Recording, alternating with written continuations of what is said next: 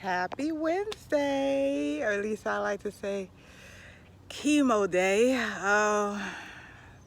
I'm getting ready to head out to get that chemo. I can't even wrap my mind around it. I swear, like this new chemo is so strong. Like I have mentioned before in my previous post, and it gives me, oh gosh, I get really bad anxiety going into the treatment center the day before going into the treatment center. Like my nerves all over the place. I really get bad anxiety now with this. So I'm so glad after this one I only have two more of this treatment left, of this type of chemo left, so I could get my nerves under control. Like my stomach is already turning it because I know once I get this, I'm gonna be out for the count for at least a week. So it just, yeah, I'm all over the place mentally, and I'm feeling it in my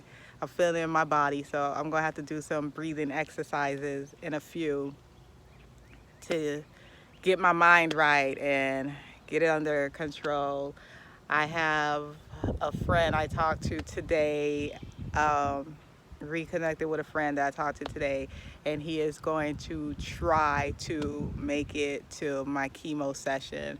Granted, they do not want people to go in there, but I'm gonna start a fit, just like I did 2 weeks ago with my ex-boyfriend, and I had him. I told them that he needed to be there because my anxiety was like all over the place. Like I was ready to cry in a treatment center, and they saw that I was getting ready to lose my cool, and they agreed for him to come. So it's going to be the same situation, and I'm gonna be like, my friend, this guy needs to be in here. I need someone to sit with me so I do not lose my cool with the treatment. So chemo day. The other great thing is I reconnected with another friend, which is a surgeon. He's a surgeon, and he does all types of surgery, but he also does oncology surgery. So I was telling him about my diagnosis and what I've been going through, and there are certain things he is not too thrilled about with my treatment. And I told him that I've been thinking about changing oncologists, but I was thinking about changing oncologists after this chemo. It's sprinkling out here, a little bit of rain. So he he is trying to figure out what is going on. I have a list of questions from him because I see the doctor today, which I will go ahead and ask the doctor and get her response so I can report back to him. I'm so super happy and thankful and blessed that I have him in my life, and he understands how I'm feeling, what I'm feeling, and why I am upset about certain things that I feel like I'm not being heard about, from my doctor. So he's gonna try to figure out. He said he will help me if it comes down to that. We're gonna regroup the end of June, and he's gonna try to help me find another oncologist if it comes down to that. He is going to help me find a surgical doctor to do my surgery. Unfortunately, he does not live in Florida at the moment, so he can't do my surgery for me. I wish he could, but he's going to find somebody that he trusts and knows that will not give me the runaround, that will end up doing my surgery for me.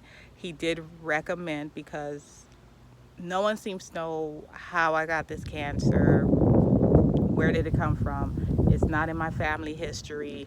It's not based on hormones. So it just popped up.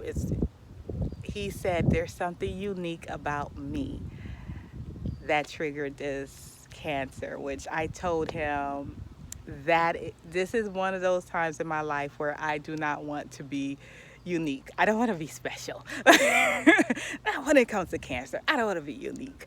So the chance of this cancer coming back is not slim. There's a possibility it may come back because no one could tell me how it came.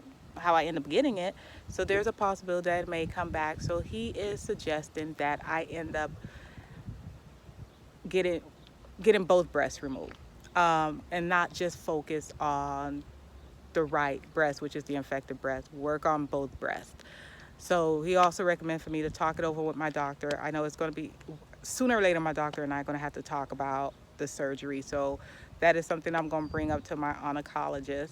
I know she briefly mentioned it in the past, but we just talked about it a little bit. But I'm just thankful and grateful that I have someone like him that is a medical doctor that is going to help me with the rest of this journey on figuring things out. And he's like, he's not going to leave me hanging. He's going to be there for me.